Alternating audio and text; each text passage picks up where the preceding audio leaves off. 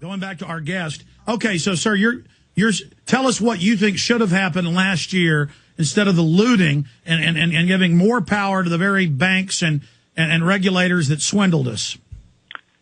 Right.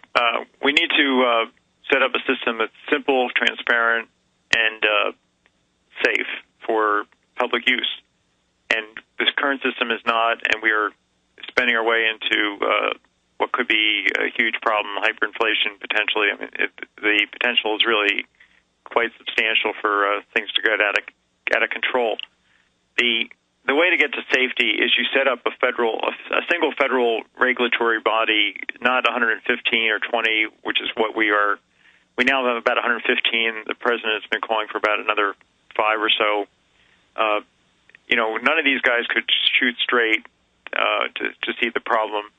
And what we just need is to have a system that's set up that can't fail like the current system has. So you set up a federal regulator to disclose, verify, rate, and provide all this information about the securities. And then you transform all the financial corporations into pass-through mutual fund companies so that no bank can actually, under this proposal, which is called limited purpose banking, can actually borrow money to invest in risky securities. What they can do is they can set up mutual funds for us to invest in. We'll buy shares in the mutual funds, and then the mutual funds will invest in things like mortgages or commercial paper from companies or stocks, foreign stocks as well as domestic stocks. We have to realize that a third of our financial system already is really the mutual fund industry.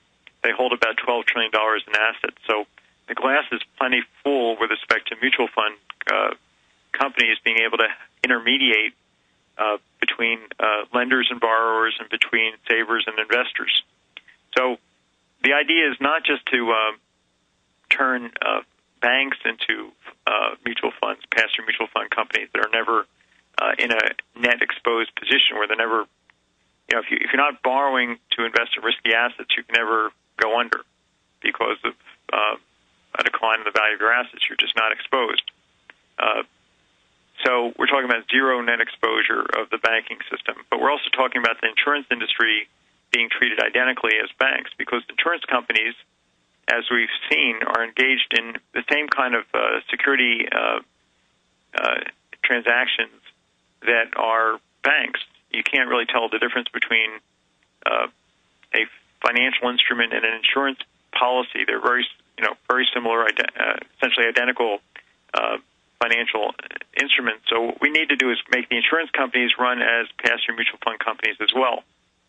And they would sell mutual funds that would allow us to buy life insurance policies through the mutual funds and even to buy CDS securities through mutual funds. Here's how. But Professor, let me ask you this then. What is the plan or what looks like the dominant re-regulation that's being set up now?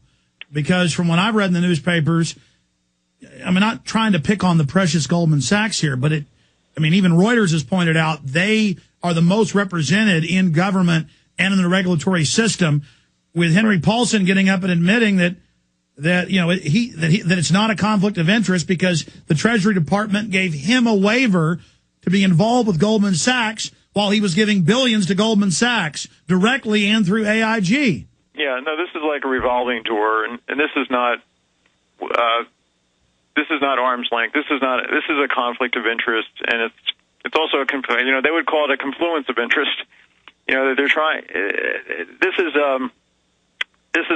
fundamentally corrupt. I don't think Paulson himself is fundamentally corrupt. I think he's was a very good public servant. He tried his best. I think he did the wrong thing in the end, or he did some steps, but not the right other steps.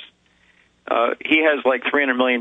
He doesn't necessarily have to worry about whether Goldman Sachs is going to like him at the margin. So I think we've got to be careful about, ascribing motives to individuals who are in a position of trying to save a country they thought was going down the tubes. But the real thing is, how do we get a system set up so that Wall Street can influence Pennsylvania Avenue? Do you understand how dark it is? How far down the line we are? How late it is? Kotlikoff is our guest.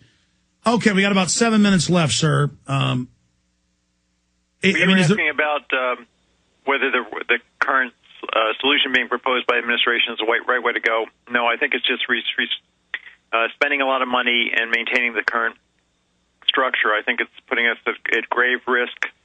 We could have literally a run on the bank tomorrow and have to print trillions of dollars to cover all the liabilities, and then there would be high inflation that would most likely break out, and then people who didn't run would find that they got their money back, but that it was worth nothing in terms of what they could buy with it.